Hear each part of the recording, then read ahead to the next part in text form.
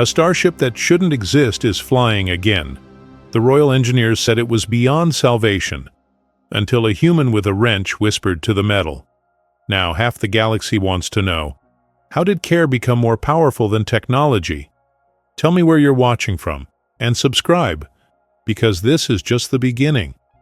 Noah Alvarez wiped his hands on a rag that had seen better decades. The orbital dock of Cariel hummed with the usual afternoon traffic, cargo haulers coming and going like tired bees. He stood in Bay 47, his little corner of the universe, surrounded by salvaged parts and half-fixed dreams.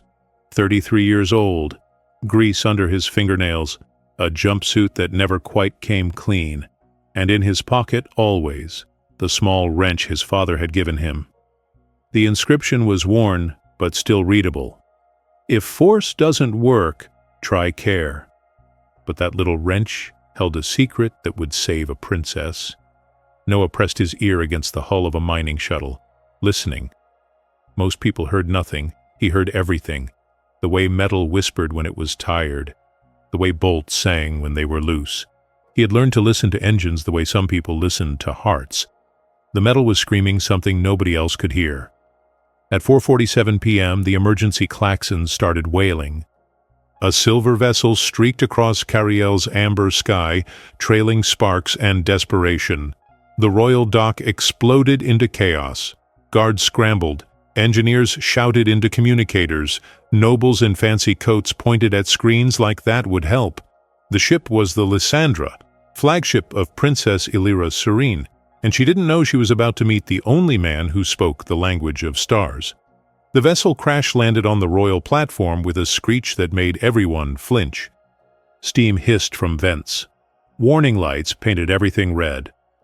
The princess emerged first, tall and poised despite the emergency, her dark hair bound with pale ribbons, amber eyes scanning the chaos with royal composure. She moved with grace, but Noah saw what others missed. The way her hand trembled slightly, the way she touched the ship's hull like it hurt her.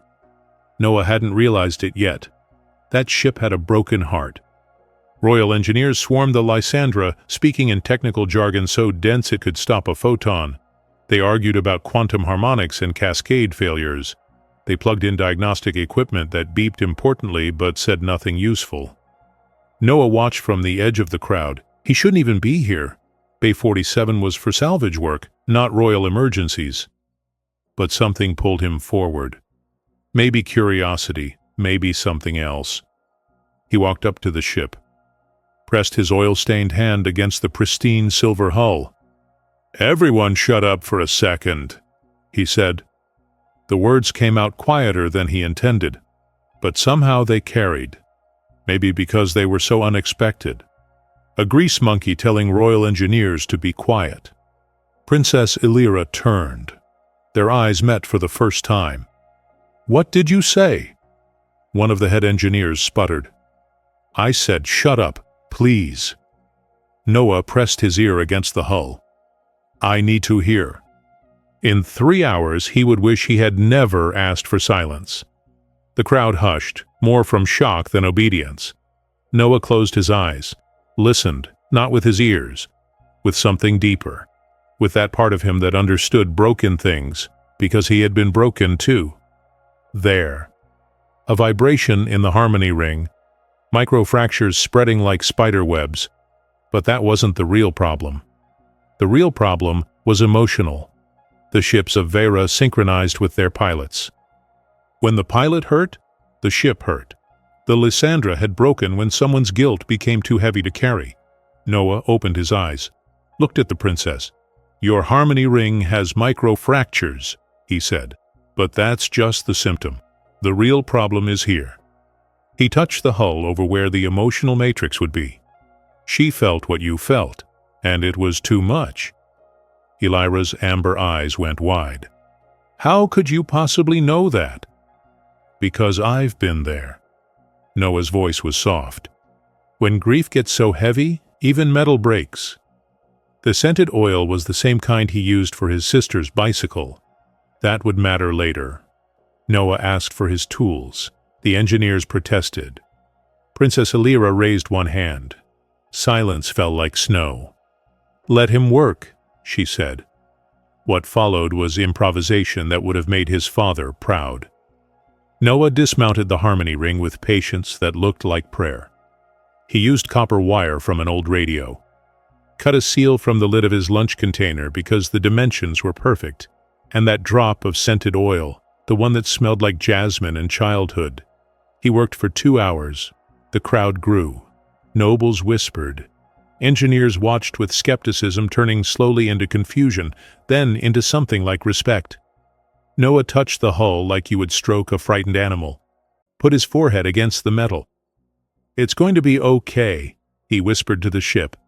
"I know it hurts, but you're going to sing again." The engine sang, and everyone stopped breathing.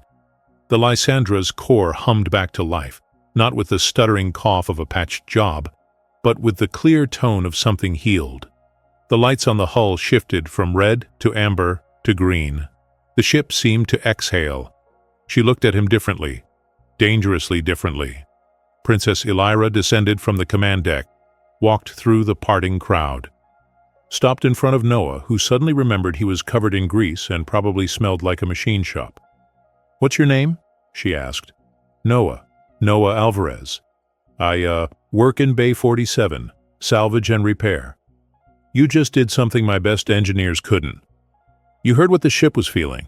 Noah shrugged, uncomfortable with the attention. "Ships are just machines with memories. You listen close enough, they tell you what hurts." Noah didn't realize fixing that ship would break his whole life apart. The crowd began to disperse. Engineers muttered about luck and coincidence. Nobles returned to their important business. But Princess Elira stayed, and from the shadows of a marble column, Regent Valcor watched with eyes like ice calculating temperature. The court whispered, and Valcor heard every word.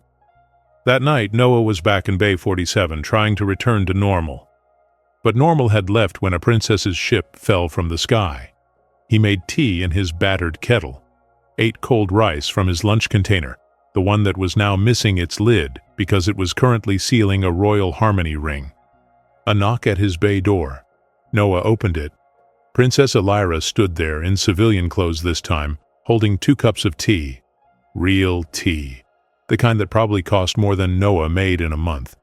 "I brought my own this time," she said with a small smile. "Since you sacrificed your lunch container for the kingdom." That cup of tea would change the fate of worlds. They sat on crates in his workshop, talked. She asked about his work. He found himself telling her about the mining belt, about cold nights fixing equipment, when fixing things was the only reason he had to keep going. About his father's wrench and what the inscription meant. She told him about the weight of names, about how hard it is to carry worlds in your surname, about the orphans at the advance post who had been trapped without supplies because of bureaucratic delays and careful politics. "That's why the Lysandra broke," Elira said quietly, "when I found out about the children. The guilt. I kept thinking I could have moved faster, done more, and now they're waiting and I'm here and the ship felt all of that." Noah finished. "Broke from the inside because you cared too much." They sat in silence. A comfortable one. The kind that forms between people who understand that some things hurt too much for words. "You know what's funny?" Elira said. "Fixing things and ruling. They sound the same if you listen right." Noah laughed. A real laugh. He hadn't done that in a while. "Maybe that's because they are the same thing," he said. "Just different kinds of broken." Someone was already plotting to destroy everything. Elira left after midnight. Noah watched her go, then turned back to his work. He didn't sleep that night. Kept thinking about amber eyes and how someone could be strong enough to carry worlds but still break from caring about children. The next morning started wrong. Guards arrived at Bay 47, not friendly ones, the kind with weapons and official mandates. They sealed his workshop, confiscated his tools, took Noah's father's wrench from his pocket like it was evidence. Regent Valcor appeared on every screen in the orbital dock. His face was sharp angles and cold calculation. The human Noah Alvarez stands accused of sabotage, Valcor announced. Evidence suggests he deliberately damaged the royal flagship to engineer proximity to Princess Illyra.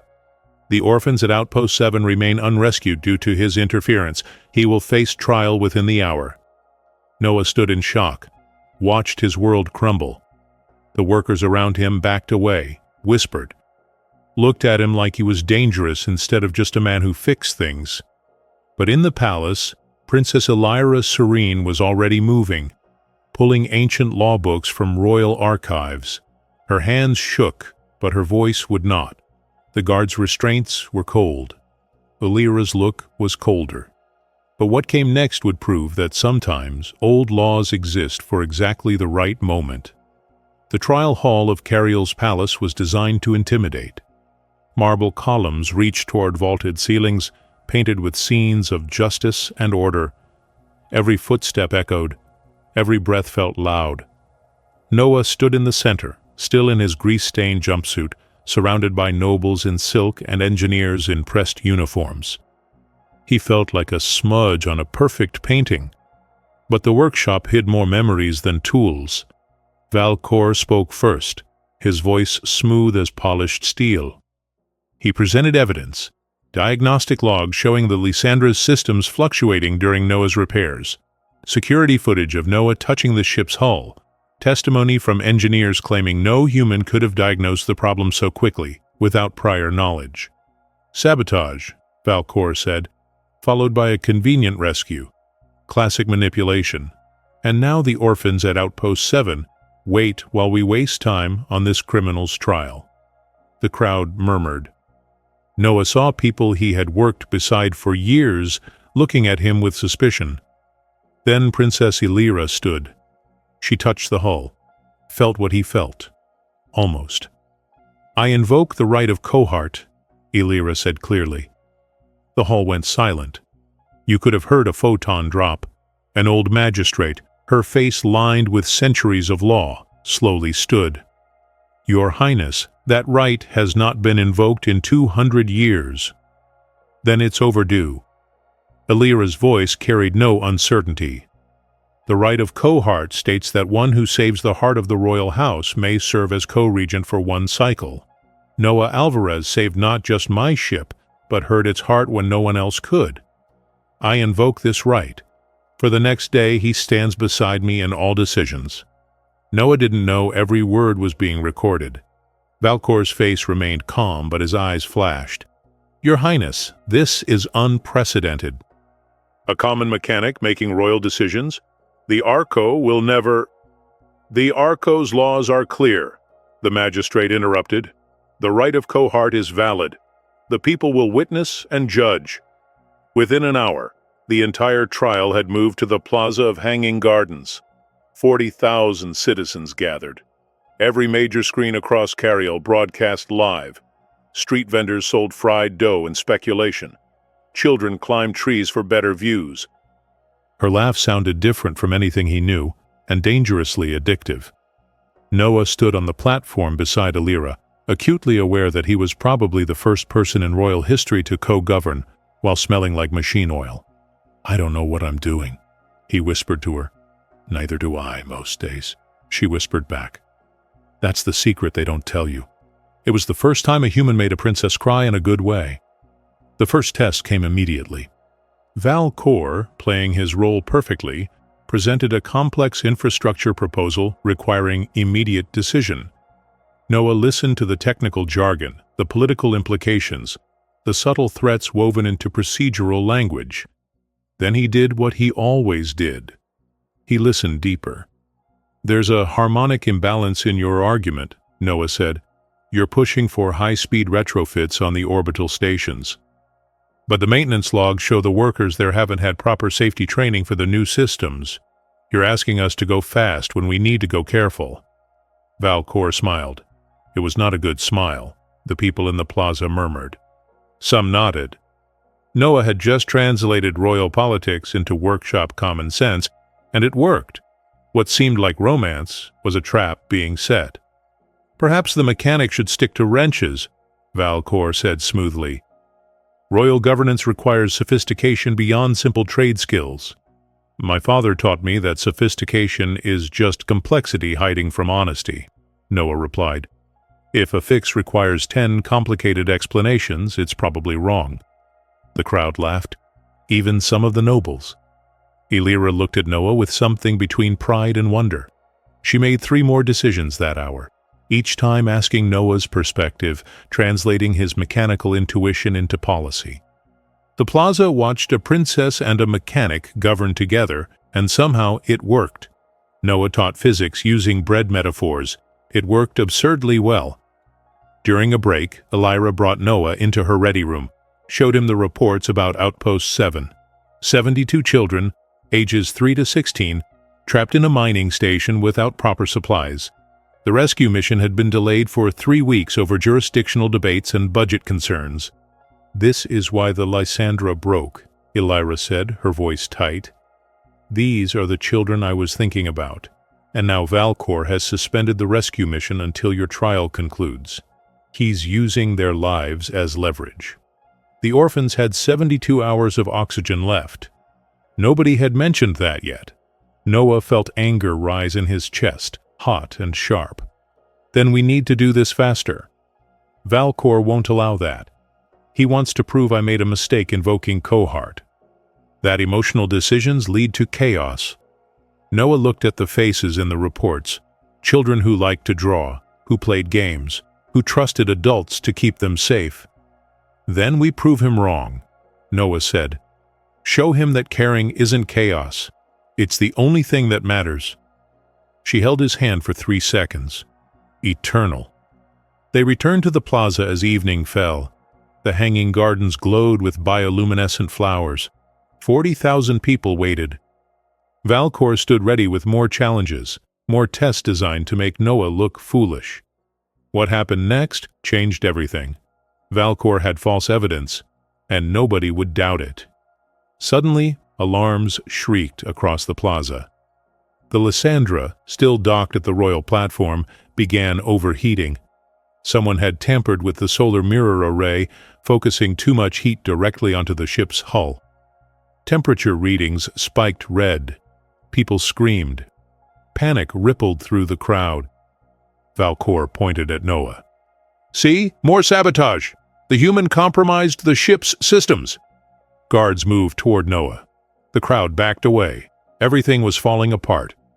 But Noah closed his eyes, listened. It was when she realized she was falling for a man covered in grease. The sound wasn't from a machine. It was from fear. 40,000 hearts beating too fast. The Lysandra responding to mass panic like she responded to Elira's guilt. The ship was overheating because everyone was afraid. Noah understood then. The Lysandra wasn't just broken by mechanics. She was a symphony of emotion and metal, and right now she needed a different kind of repair. He grabbed the public communicator, looked out at the terrified crowd. "I know how to fix metal," Noah said. His voice echoed across the plaza, across Cariel, across every screen in the Arco. "But today, I need people." The restraints were cold. Elira's gaze was colder. "Anyone with a small mirror, bring it here. You from the fish market, bring ice, all you can carry. And musicians." Noah's voice grew stronger. "I need you to play something steady. The ship needs rhythm. She needs to feel that we're not afraid, that we're together." For a moment, nothing happened. Then a child ran forward. A little girl, maybe 7, holding a compact mirror from her mother's purse. Then came another child. And another. The ice vendors wheeled their carts forward. Street musicians grabbed their instruments. Within minutes, the plaza transformed from chaos into coordination. Noah and Elira moved together. She adjusted the ship's emotional matrix frequencies. He directed the mirrors to deflect excess heat. The ice cooled critical junction points, and the musicians played a steady beat, something simple and constant. The Lysandra responded. Temperature dropped. Systems stabilized. But then Valcor played his final card. From a concealed position, he aimed an energy weapon at the ship's harmony ring. One shot. The ring would shatter. The ship would explode. And in the chaos he could seize control, claiming Noah had destroyed everything. Illyra saw it first. Saw Valkor raise the weapon. She threw herself between the weapon and the ship. Noah saw her move. Saw the weapon. Saw 40,000 people about to witness disaster. In that split second, he made a choice. He reached into his pocket, pulled out his father's wrench, the one with the inscription, the one he had carried for 15 years since his father died, the one thing he owned that mattered. And he threw it. The wrench spun through the air, landed perfectly in the weapon's firing mechanism. The device seized, sparked, died. Silence fell across the plaza. The wrench lay there, bent and broken, between the jammed weapon and a princess who had been ready to die. 40,000 people watched. 6 billion more across the Arco watched on screens. What came next would prove that sometimes the smallest sacrifice carries the largest meaning, but the plaza held a secret. 40,000 people who heard everything. Nobody moved. The bent wrench lay between Valkor's jammed weapon and Princess Illyra, who stood trembling but alive. Noah stared at the broken metal that had been his father's last gift, his constant companion, his reminder that care matters more than force. Then someone started clapping. A dock worker, rough hands scarred from honest work. Then another person joined, then 10, then 100. Then the entire plaza erupted in applause that shook the Hanging Gardens. Valkor had a cannon. Noah had an entire city.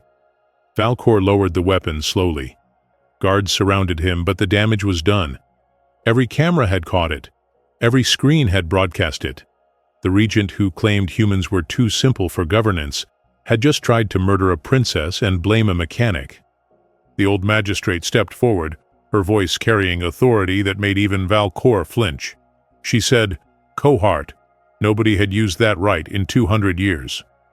Regent Valkor, you stand accused of attempted murder, sabotage, and treason. The evidence is witnessed by the Arco itself." She turned to Noah. "The right of cohort is fulfilled. You have governed wisely under trial. What is your judgment?" Noah looked at Valkor, saw fear in those cold eyes for the first time. He could have demanded imprisonment, exile, worse. Instead, Noah picked up his broken wrench, held it gently. "I judge that we've all forgotten something important," Noah said quietly. "Valkor believed emotions made us weak.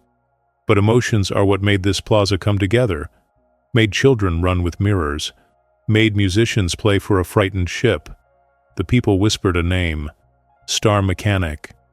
I don't want vengeance," Noah continued. "I want Valkor to spend 1 month working in Bay 47. Learning that simple work isn't simple, that caring for things teaches you to care for people, and that sometimes the most sophisticated solution is just kindness." The crowd murmured. Some looked confused. Others slowly nodded. Illyra stepped forward. "I agree with this judgment, but I add one condition.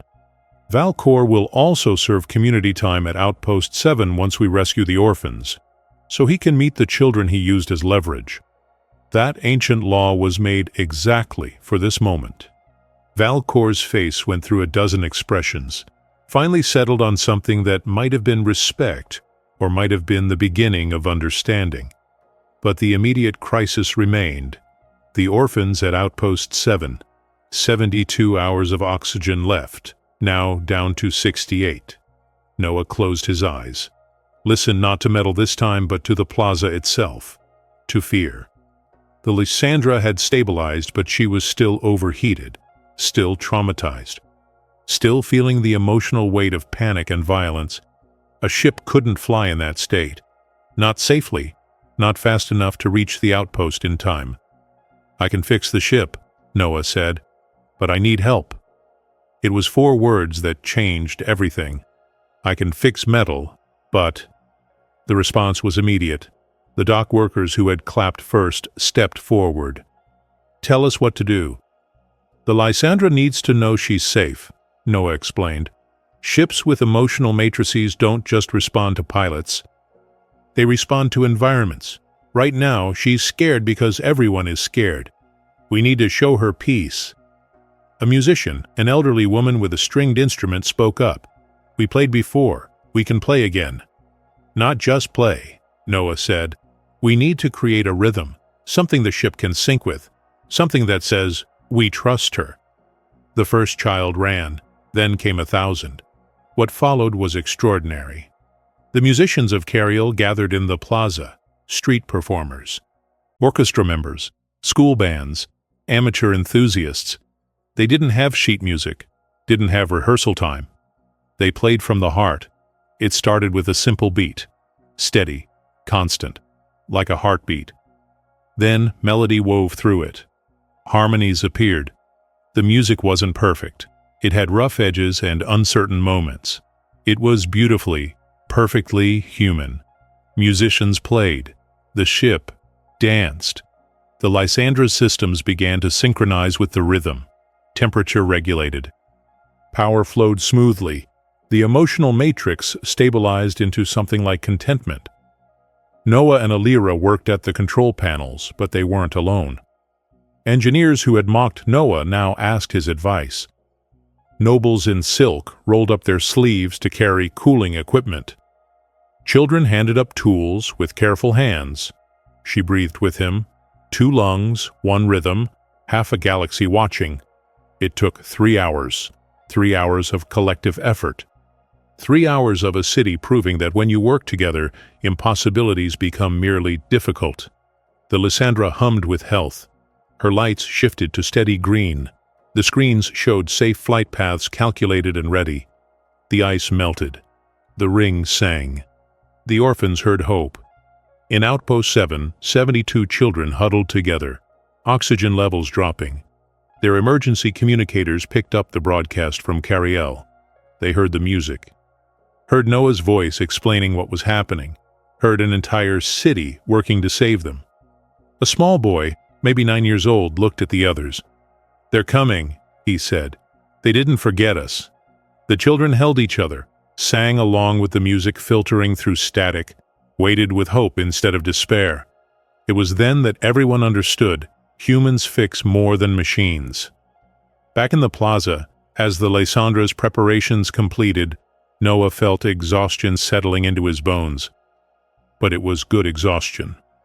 The kind that comes from honest work, from caring so much it hurts. Elira stood beside him, her hand finding his among the control panels. Ready to fly? She asked. Ready to try, Noah said with a tired smile. But they both knew one thing remained. Valcor had failed to kill, but he still had his weapon. Still had one last chance to prove his twisted point. Valcor raised it. The energy weapon powered up one final time. Everyone had been so focused on the ship, they hadn't noticed him slowly backing toward an exit, weapon still in hand. He aimed at the harmony ring, one shot, even from this distance, even damaged. The ring was fragile after all the stress. One shot could cascade into catastrophe. You see? Valcor shouted. This is what emotions bring. Chaos, weakness. You care so much it blinds you to danger. Elira moved to step in front of the ship again. But Noah was faster. He had one thing left to give. One final piece of his father's wisdom. Valcor fired. Noah threw himself forward, not at Valcor, but at the harmony ring itself. His body wouldn't stop an energy blast. He knew that, but he could redirect it. The shot came. Noah's hand was already on the ring, grounding the energy through the ship's exterior hull plating, dispersing the blast into harmless heat. He had listened to the ship so closely, he knew exactly where to touch to save her. A wrench, between gears. Absolute silence. The weapon sparked and died, energy completely drained. Valcor stood there, defeated. Not by violence, not by force, but by a mechanic who cared more about a ship than his own safety. The guards took Valcor away. He didn't resist. As they led him past Noah, he stopped. How? Valcor asked. How did you know where to touch? Noah looked at him with tired eyes. Because I listened, he said simply. That's all. I just listened. In the silence that followed, as Valcor was led to custody, something remarkable happened. The regent began to hum, quietly, almost unconsciously. He was humming the rhythm the musicians had played, the harmony of Cariel, as people would later call it. Even in defeat, even in his coldness, some part of Valcor had heard the music, had felt what it meant when a city came together. It was a beginning, not of redemption, not yet, but of possibility.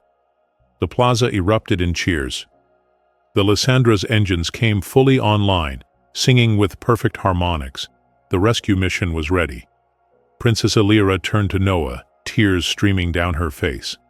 A human from a workshop heard a star and a people, she said, her voice carrying across the plaza, across every broadcast, across the Arco itself. That qualifies him to govern half a galaxy, not through force, but through care. Noah blushed, laughed a little, wiped grease from his face with hands that were shaking from exhaustion and emotion. I don't want to govern galaxies, he said, but I'll take something else if you're offering. Name it. Let me start the Guild of Second Chances, Noah said. Community workshops, places where people fix ships and homes and stories, starting with Outpost 7, starting with those kids. The Guild was born there, from Greece, loss, and second chances. Illyra smiled through her tears, nodded. Done. And I'm coming with you. Your Highness, the rescue mission... An official started. The rescue mission needs a pilot and a mechanic, Illyra interrupted. I'll fly. He'll fix what needs fixing. Together. She held his hand at the controls. For the first time, officially, the Lysandra lifted from the platform. The plaza sang. 40,000 voices joined in the harmony of Cariel, the rhythm that had saved a ship and a city. As the ship climbed toward the stars, Noah looked back at Cariel shrinking below, looked at the plaza where he had been accused, tried, and redeemed, where he had sacrificed his father's wrench and found something bigger. He looked at Illyra in the pilot's seat, her hands steady on the controls, her face illuminated by starlight. Thank you, he said quietly. For what? For listening to me listen. She smiled, reached over, squeezed his hand. The Lysandra sang. The entire plaza sang back. And 72 children, watching their oxygen count down, heard the music through static and knew salvation was coming. But that wrench hadn't just jammed a cannon. It had jammed a heart. Space was quiet. Peaceful. The Lysandra cut through the void toward Outpost 7 with speed she had never achieved before. The emotional matrix hummed with purpose, with hope, with the harmony of an entire city still resonating in her circuits. Noah sat in the maintenance cradle, monitoring systems. Illyra piloted with the kind of grace that comes from trusting your ship completely. They didn't need to talk much. The silence between them was comfortable, full. It fell in slow motion. Every watcher felt the drop. Noah kept thinking about his father's wrench. Bent, broken, but it had stopped violence without creating more. That felt right. That felt like something his father would have wanted. Tell me about him, Illyra said softly, as if reading his thoughts. Your father. Noah was quiet for a moment, watched the stars stream past. He was a maintenance chief on a mining hauler, Noah began. Worked 70-hour weeks. His hands were always rough, always smelled like machine oil and coffee. But he never came home angry. Never. What happened? Cascade failure. The ship he was on. The company had cut safety inspections to save money. Dad knew something was wrong. He stayed behind to evacuate the crew while he tried to fix it. Noah's voice was steady, but soft. He got everyone else out, but he ran out of time. Valcor understood too late. Strength isn't only muscle. The wrench was in his pocket when they found him, Noah continued. They sent it to me with his effects. That inscription, if force doesn't work, try care. That was his whole life philosophy. He could have just run, Could have saved himself, but he cared more about the crew. Elira reached over, placed her hand on his. "He would be proud of you," she said. "You used his gift exactly as he intended, to save people without hurting anyone." 40,000 people cried. No one made a sound. They flew for 3 hours. Noah made small adjustments to the ship's systems, optimized the engines, talked to the Lysandra in whispers and touches, keeping her calm and focused. Elira monitored the communications from Outpost 7. The children were scared, but holding together. They sang songs, told stories, took turns breathing from the oxygen tank so everyone got a fair share. "They're so brave," Elira whispered. "They learned it from someone," Noah said, looking at her. The inscription became visible on screen. "If force doesn't work." Outpost 7 appeared on long-range sensors. A small mining station, old and patched, clinging to an asteroid like a barnacle. Warning lights flashed red across its hull. 1 hour of oxygen remained, maybe less. The Lysandra's approach was perfect, smooth. The kind of docking that makes it look easy even though it never is. The emotional matrix synchronized with the outpost's distress signals, sending calm and reassurance. The docking clamps engaged with a solid thunk. Noah was already moving, grabbed the emergency supplies, headed for the airlock. Elira was right behind him. The inner door of the outpost opened. 72 children stood there, tired, scared, hopeful, ages 3 to 16, some crying. Some trying to be brave for the little ones. For a moment, everyone just looked at each other. Then it happened. It was when Elira said what no one expected, broadcast live. The smallest child, a little girl maybe 4 years old, ran forward. Not to Princess Elira in her royal flight suit. Not to the guards who came through behind them. She ran to Noah, wrapped her tiny arms around his grease-stained legs. "You came?" she sobbed. "You came like you said." Noah knelt down, gathered the child in his arms, and he broke. Cried like he hadn't cried since his father died. Held this small person who weighed nothing and everything. Felt every other child slowly gather around him. Felt their trust, their relief, their hope that adults could still keep promises. He cried so hard his vision fogged. He didn't care. The other children pressed close. To Noah, to Elira, to the guards. Desperate for contact, for safety, for the feeling of not being forgotten. Elira knelt beside Noah, put her arms around as many children as she could reach. Her composure finally cracked. The princess who held worlds together came apart for 72 children who needed to see that even powerful people care. The Lysandra sang differently, as if she was happy. The rescue took 2 hours, getting everyone stabilized, distributing oxygen, food, water, medical checks. The children were malnourished and scared but alive. Alive because a mechanic threw a wrench. Because a city played music. Because people chose to care when caring was hard. Noah worked methodically, checking each child, making sure they were okay, learning their names, promising they'd be safe now.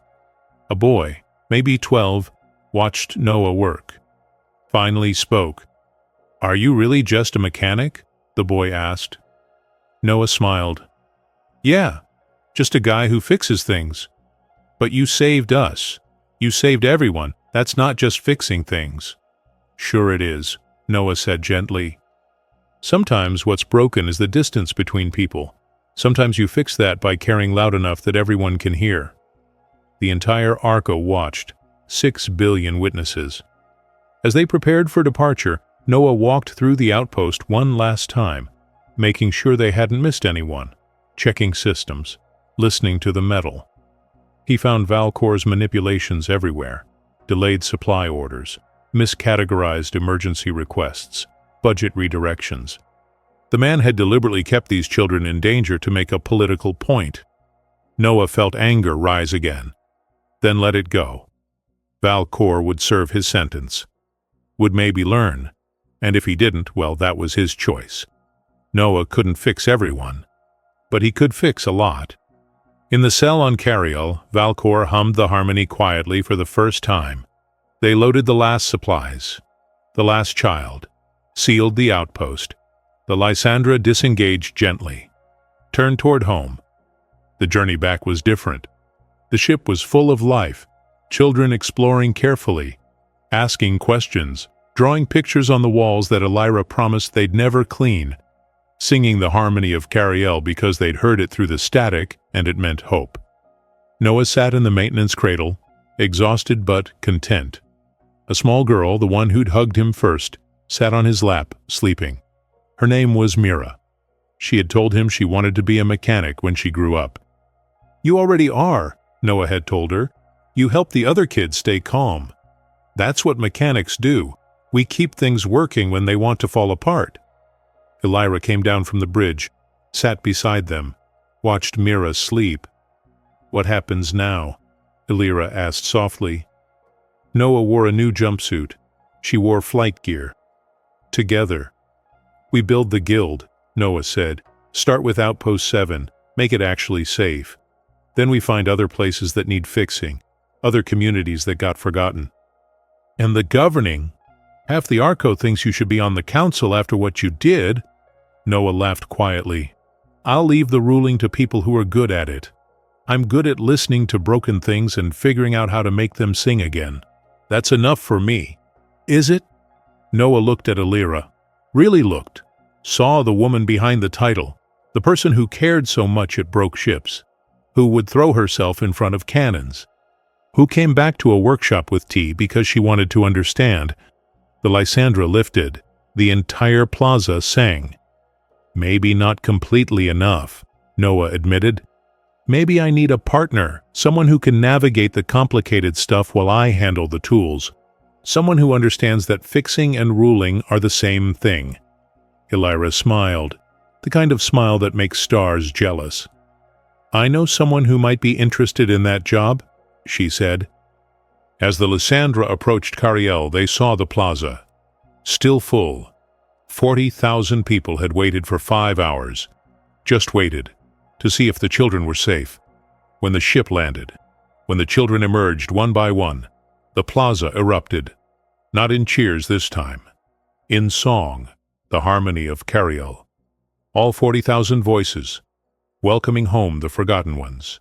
The children cried. The adults cried. Everyone cried. Noah stood at the top of the ramp, Mira holding his hand, and realized something. He had lost his father's wrench, lost the physical reminder of those words, but he didn't need the metal anymore. The wisdom wasn't in the tool. It was in him. It had always been in him. If force doesn't work, try care.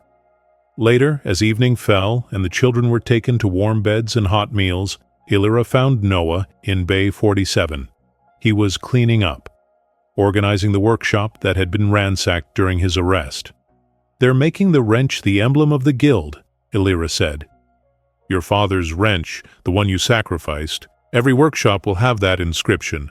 If force doesn't work, try care." Noah stopped, felt emotion well up again. "And your lunch container," Elira continued, smiling. "The one you used to seal my ship. That's going to be the official template for harmony ring seals across the Arco. Engineers are calling it the Alvarez seal." "You're kidding." "I never kid about lunch containers," Elira said seriously, then laughed. "The harmony of Cariel is being taught in schools, and every time a ship goes into panic mode, protocol now requires musicians to play steady rhythm. You didn't just fix my ship, Noah. You fixed how we think about fixing things." They stood together in the quiet workshop. Tools on the walls, grease stains on the floor. The smell of metal and oil and possibility. "I have a question," Elira said softly. "Yeah? Can I stay close while you fix what life breaks?" Noah smiled. "Only if it's a partnership. I fix the machines. You fix the systems. Together we maybe fix the things that really matter." "Deal." She kissed him then, soft and certain. In a workshop that smelled like honest work, with grease still on his hands and stardust in her hair. The Lysandra, docked outside, hummed with contentment. Tomorrow they would start building the guild, would travel to Outpost 7 with supplies and engineers and teachers, would begin turning a death trap into a home. But tonight they stood together, a mechanic and a princess, proving that sometimes the most sophisticated solution is just two people deciding to care about the same things. Outside, Cariel sang into the night. Inside Bay 47, two hearts found their harmony. The wrench was gone, but its wisdom remained, forged into something new, something better, something that would echo across stars for generations. But the outpost held a surprise that would break everyone. 3 months had passed since the rescue. 3 months of work that made Noah's old repair jobs look simple. The Guild of Second Chances had 47 members now. Mechanics, teachers, engineers, medics, cooks. People who wanted to fix things that mattered. Outpost 7 was transformed. New oxygen generators, proper insulation, a hydroponics bay where children grew vegetables and flowers, a school, a workshop, a community center where people gathered to sing the harmony of Cariel, because that's what you did when things got hard. Noah stood in the main workshop teaching 12-year-old Marcus how to diagnose engine harmonics by ear. The boy was good, really good, had that gift for listening that couldn't be taught, only discovered. Oxygen read 4%. Noah said something impossible through the radio. A message came through. Emergency. Distress signal from the outer reach. Another station in trouble. This time it was worse. Not just supply problems. The station was breaking apart. Structural failure. 200 people trapped. Maybe 6 hours before catastrophic collapse. Noah read the details. Felt his stomach drop. This wasn't something you fixed with mirrors and music. This required expertise, equipment, and time they didn't have. "We can't do this," one of the guild engineers said, looking at the schematics. "The station is too far gone. Even if we got there in time, even with everything we've learned, this is beyond our capabilities." She piloted. He fixed. In perfect synchronization. Noah closed his eyes, listened. Not to metal this time, to the silence behind the words, to the fear, to the certainty that some things are just too broken. Then he opened his eyes. "We're going," he said quietly. "We're going because that's what we do. We try. Even when it seems impossible, especially then." Elira entered the workshop. She'd heard the message too, was already wearing her flight suit. The Lysandra was prepped and ready. "The council said we should wait for the military rescue fleet," Elira said. "They'll arrive in 8 hours." "The station has 6, Noah replied. "I know, that's why I already told them we were launching." Noah smiled, grabbed his tool bag, the new one, with the wrench emblem stitched on the side. The first child hugged not Elira but Noah. They loaded fast. Guild members, equipment. Every patch kit, every seal, every tool they might need. 72 children from Outpost 7, now healthy and strong, lined up to see them off. Mira, the little girl who had hugged Noah first, pressed a drawing into his hand. It showed the Lysandra surrounded by stars and musical notes. At the bottom, in careful letters, "You can fix anything." "Keep that safe for me," Noah said, tucking it in his pocket. "I'll need the luck." "You don't need luck," Mira said seriously. "You have us." "All of us? Listening with you." He cried so much his visor fogged. Didn't matter. The Lysandra launched with a song that made the stars seem closer. Elira piloted with absolute precision. Noah monitored systems from his cradle, but his mind was already on the broken station, already listening to problems he hadn't seen yet. "What's the plan?" Elira asked. "Honestly, I don't have one yet. Going to have to hear what she tells me first." "The station?" "Everything. The station, the people, the metal, the fear. It all talks if you listen right." They arrived in 5 hours and 47 minutes, 13 minutes to spare. The Lysandra sang differently, like she was joyful. The outer reach station was dying. Structural supports cracking, atmosphere leaking, power flickering, 200 people huddled in the central core, the only section still stable. Children crying, adults trying to be brave and failing. The guild members deployed immediately. Assessed damage, started emergency patches. But it was clear within minutes. This station wasn't just broken, it was giving up.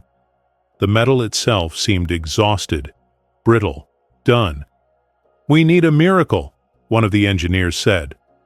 Noah walked through the failing corridors, touched walls, listened. The station was old.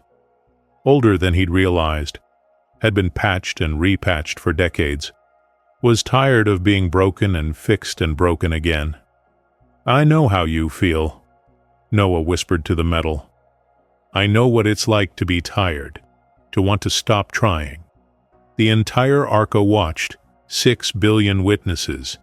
He made his way to the central core, saw the 200 people, saw their faces, saw a mother holding twins, an old man comforting his grandson, a teenager trying to keep younger children distracted with stories, saw people worth saving. Noah grabbed the station-wide communicator. "I need everyone to listen," he said. "I know you're scared. I know this seems impossible. But I need you to trust me. I need you to do something that's going to sound crazy." The people looked at him, this grease-stained man with kind eyes.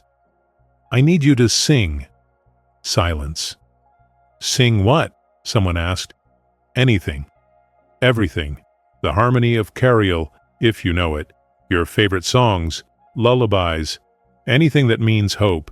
Anything that means you're not giving up."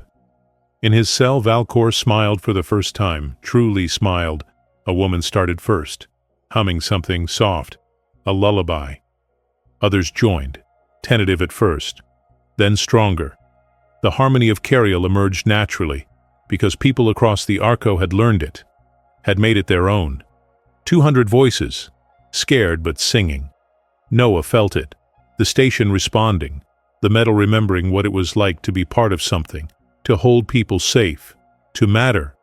"Now I need you to move," Noah continued. "Everyone to the eastern quadrant, slowly, carefully. Sing while you move. Don't stop singing." The people moved. The singing continued, and as they shifted their weight, as they redistributed the load, the station's stress points changed, flexed, adjusted. Noah and the guild worked while the people sang, welded supports, sealed leaks, rerouted power. But they weren't just fixing metal. They were working in harmony with 200 voices that refused to go silent. When they landed, the plaza was empty. Perfect. Hours passed. The work was brutal, exhausting.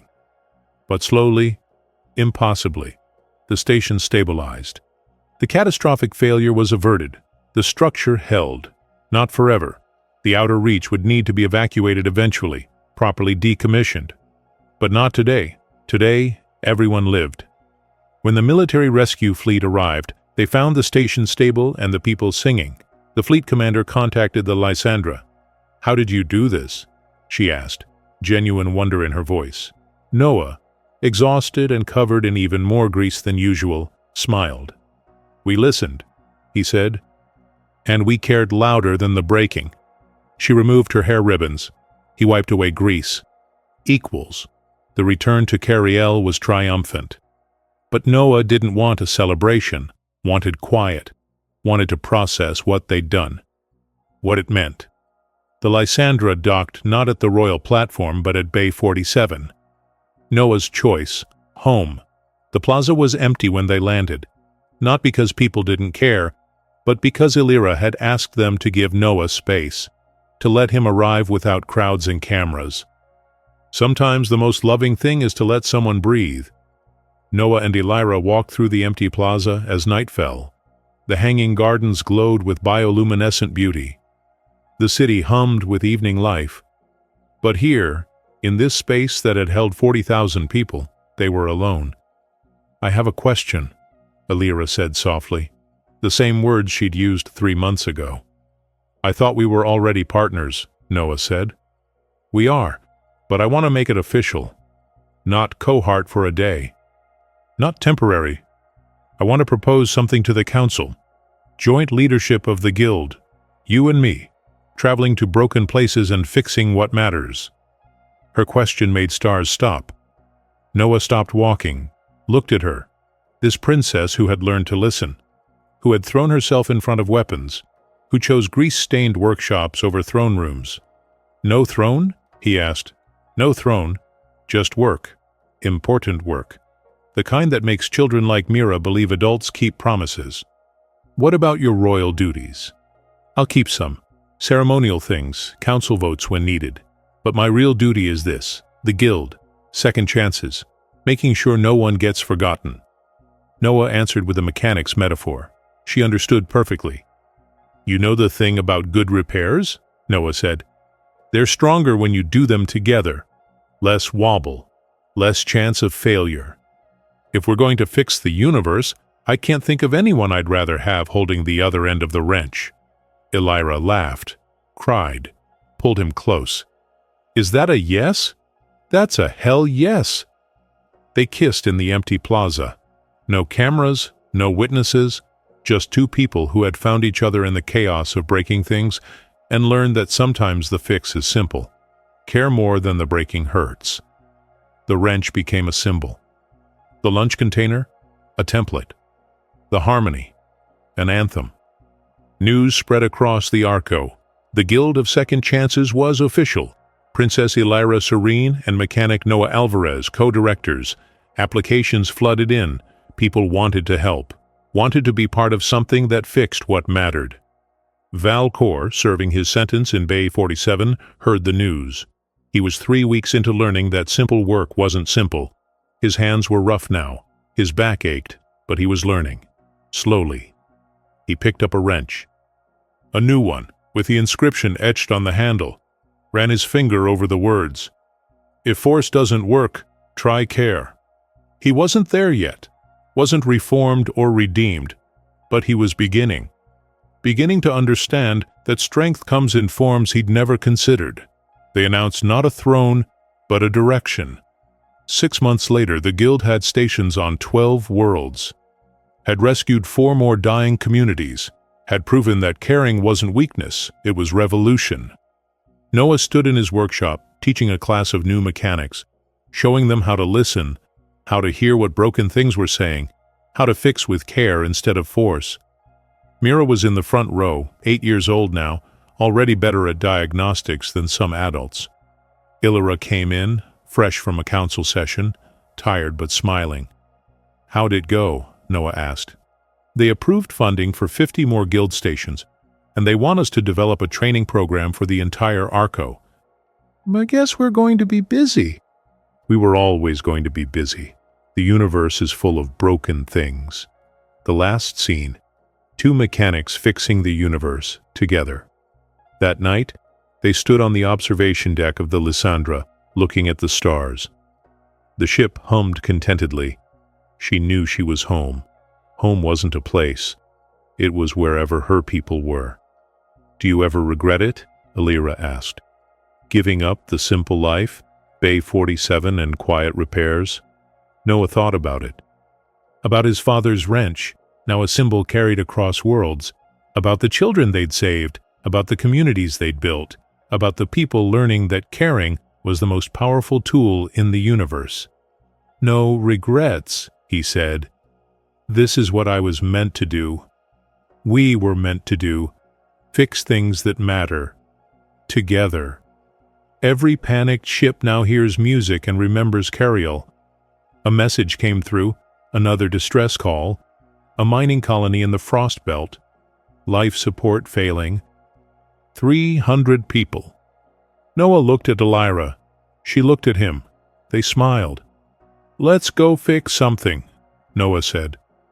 The Lysandra launched into the night, and if you listened carefully, you could hear her singing.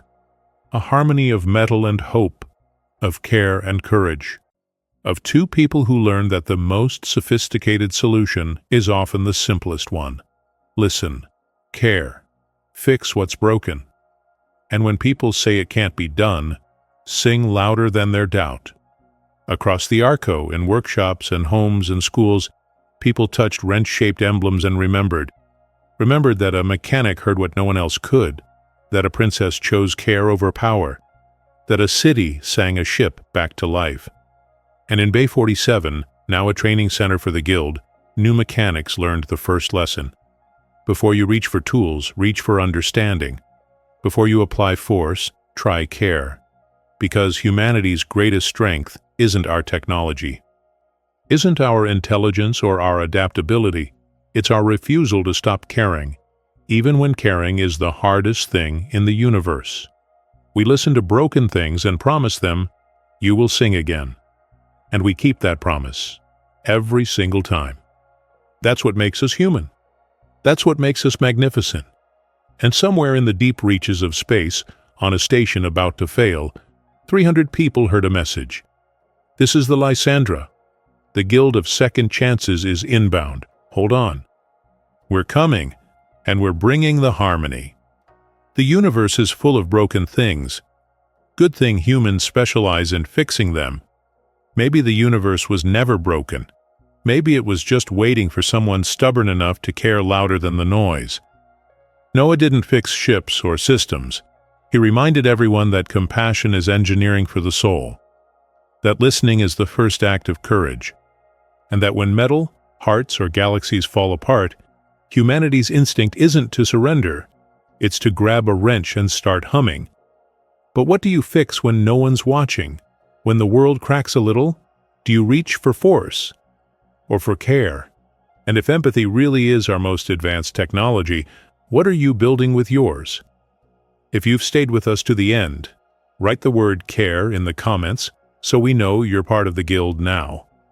Tell us where in the world you're listening from. Bay 47 has room for everyone.